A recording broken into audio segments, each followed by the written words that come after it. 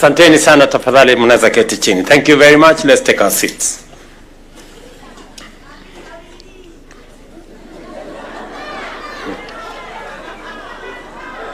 Waheshimiwa viongozi wote na ndugu wananchi wa Kajiado, hamjambo.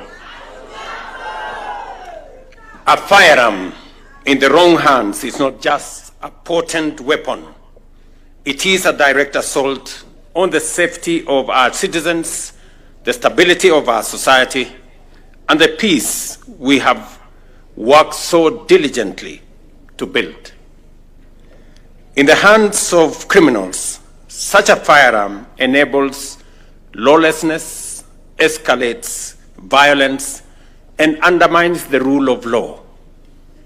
Today's ceremony, which marks the destruction of more than 6,000 illegal firearms recovered between 2022 and 2025, therefore sends a clear and powerful message.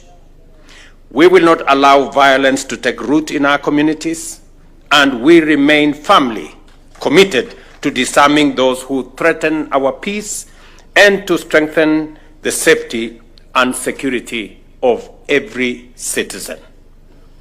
I am encouraged to note that a majority of the firearms being destroyed today were voluntarily surrendered by the public, who responded positively to our amnesty programs and community disarmament campaigns. A significant number was also recovered through diligent efforts of our security agencies during targeted operations. I commend both our security agencies and responsible citizens and communities, including religious and community leaders, whose civic mindedness and patriotism have made this national milestone possible.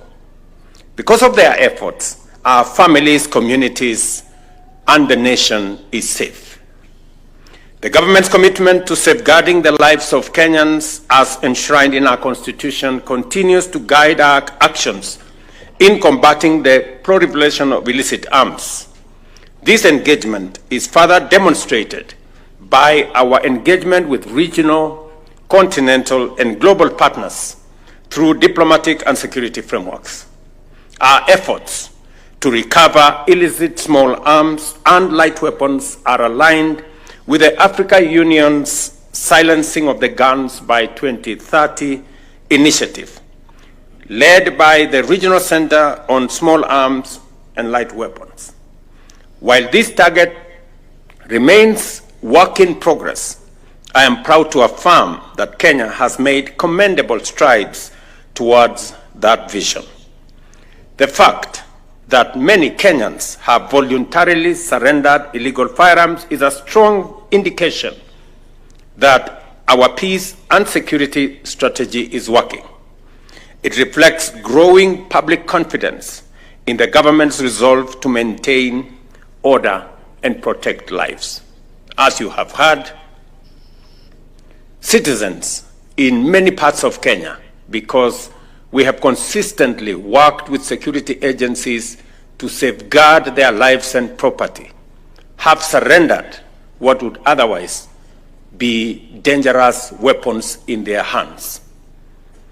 That said, we cannot afford complacency. The East African region remains awash with illegal small arms and light weapons, many of which can easily cross our borders and infiltrate our communities. To achieve lasting peace, we must continue working tirelessly to remove all illegal weapons from circulation, both within Kenya and across all our region. I therefore call upon all citizens who may possess illegal firearms to take advantage of our current amnesty and surrender these weapons to the authorities. And I want to ask every citizen not to wait. An illegal firearm makes you less safe. It compromises your safety rather than securing it. And regardless of your intentions, possession of illegal firearms is unlawful, and those found in possession will, of course, face the full force of the law. If you have genuine security concerns, the proper course of action is to engage with law enforcement agencies. We are here to listen, to respond and to ensure your safety through lawful and structured means. In the same vein, I direct all state agencies that are custodians of government-issued firearms to uphold strict accountability and ensure proper management and control of firearms under their charge. Any form of pilferage, diversion, or misuse of state firearms must be prevented with utmost vigilance. Ladies and gentlemen, Kenya has consistently championed the adoption of strong and universal frameworks in arms control. Consequently, we are actively considering the ratification of global treaties, such as the Arms Trade Treaty, which seeks to regulate international trade in conventional arms and prevent their illicit diversion and misuse.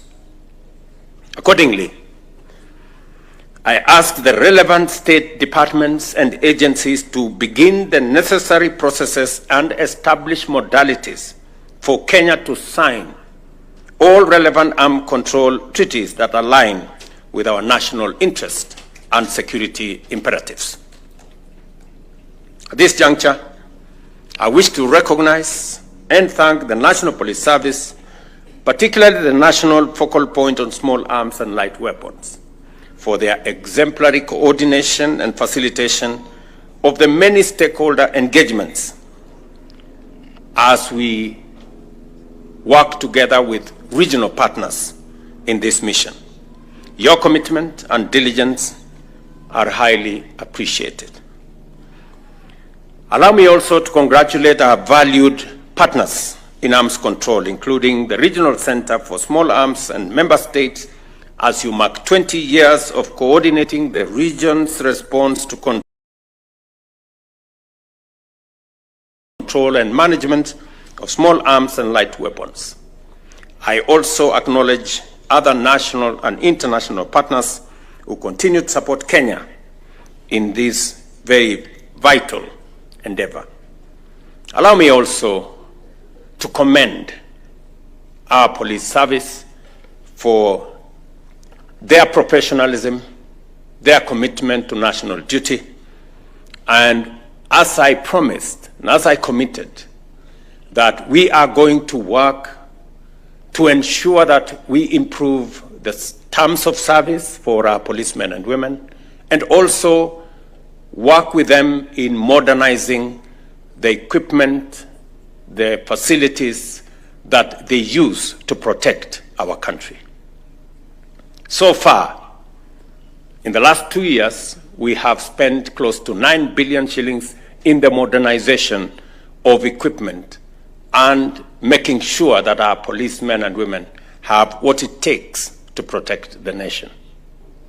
In this year's budget, we have made additional provision to ensure that we equip our policemen and women with the most modern equipment, most modern facilities to make sure that they secure the assets, the property, the lives of the people of Kenya, and also to make sure that we professionalize our police service and to eliminate policemen and women who abuse the authority they have. I am confident that the police academy in this compound is going to serve to ensure that we train, we equip our commanders in courses that will enable them be able to provide leadership to our police men and women. Let me also commit that as we do this, ensuring that every policeman and woman, as they discharge the noble duty of protecting the lives of Kenyans and their property, they are adequately covered by insurance, adequately supported, as I said last week, with proper housing program, a proper insurance program, to ensure that they can protect our country. Because any meaningful development is anchored on peace, security, and stability. And that we must work together to make sure that it becomes part of our architecture. We will, as has been said by the security minister here, equally protect citizens from rogue police officers and make sure that we hold them to account so that we can have a nation that is based on the rule of law, where everybody is serving under the rule of law. Let me also say to the people of Kajiado, asanteni sana kwa kutukaribisha leo Kajiado. Tumeshukuru sana. Na vile gavana wetu alivyosema, tumefika hapa leo, vile gavana wetu alivyosema, niko na mpango ya kutembelea kaunti yetu ya Kajiado, ndio tuweze kupangana na mambo ya maendeleo ya sehemu hii. Mimi nataka niwahakikishie kwamba mambo ya maji, kwa mfano, tumemaliza Northern Collector Tunnel. Sasa maji itaongezeka, mji wetu wa Ngong, mji wa Kiserian, mji wa Rongai. Vile vile tumekubaliana ya kwamba wakati tunapanga mambo ya maendeleo ya taifa letu la Kenya, hii Kajiado haiwezi kubaki nyuma. Vile muliona ya kwamba tuko na mpango ya program ya housing ili kuondoa wananchi wetu katika vitongoji duni. Hapa Ngong tuko na program ya affordable housing. Hapa tunajenga nyumba awamu ya kwanza 1,800 hapa, na mimi nataka niwahakikishie wananchi wa hapa ya kwamba hizo manyumba ni manyumba ya wananchi wa kawaida. Wale mama mboga wako hapa, wale wananchi wa kawaida wako hapa, ndio wataishi katika hayo manyumba. Vile tunajenga masoko Kenya. Kwa sasa tumefikisha masoko karibu 300.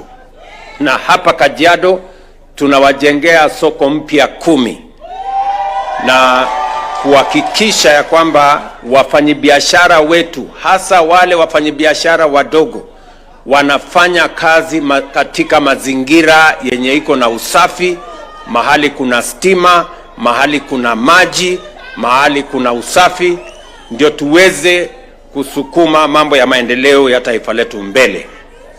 Asubuhi ya leo, sikizeni watu wa Kajiado, asubuhi ya leo nilikuwa naangalia orodha ya wale watu waliojisajili ama kujiandikisha kwa SHA, na watu wa Kajiado wamefikisha watu 410 tayari wamejiandikisha kwa program ya SHA. Na mimi nataka ni encourage watu wa Kajiado. Kwa Kenya mzima, Kajiado ni namba 23. Mumeandikisha wananchi 35%. Mimi nawasihi watu wa Kajiado muongeze kasi, mutie bidii, kwa sababu tunataka tuhakikishe ya kwamba kila mwananchi kule mashinani anaweza kupata matibabu bila ya kuuza ng'ombe yake ama mali yake ama ploti yake. Tuweze kulipa kupitia kwa bima ya afya inayosimamiwa na serikali ya SHA. And therefore, nataka niwahakikishie watu wa Kajiado, program yetu ya mambo ya barabara imeanza kwa kasi, na kazi zile zingine zote tunasukuma pamoja na viongozi wenu. Asanteni sana kwa ushirika wenu na umoja wenu na kufanya kazi kwa pamoja. In closing, let us reflect on what this occasion represents: a resolute stand against violence, a renewed pledge to safeguard our communities, and a reaffirmation of our collective responsibility to build a safer Kenya and a safer region. The destruction of these firearms is not merely a symbolic act. It is a tangible declaration that we reject the tools of harm and embrace the values of peace, order, and justice. Shortly, we shall light the destruction flame, a powerful gesture that will mark our continued march towards a secure and gun-free society. Let this moment inspire us all to remain vigilant, united, and unswerving in the pursuit of lasting peace. To our friends from the region, majirani zetu kutoka Uganda, Tanzania, Rwanda, Burundi, South Sudan, na wale wengine wote, karibuni Kenya. Pelekeni salamu zetu, our greetings to your countries, to your citizens, and our commitment to a peaceful and secure region from the people and government of Kenya. Asanteni sana, Mungu awabariki. God bless. Tumpongeze rais tena kwa makofi kwa hotuba yake.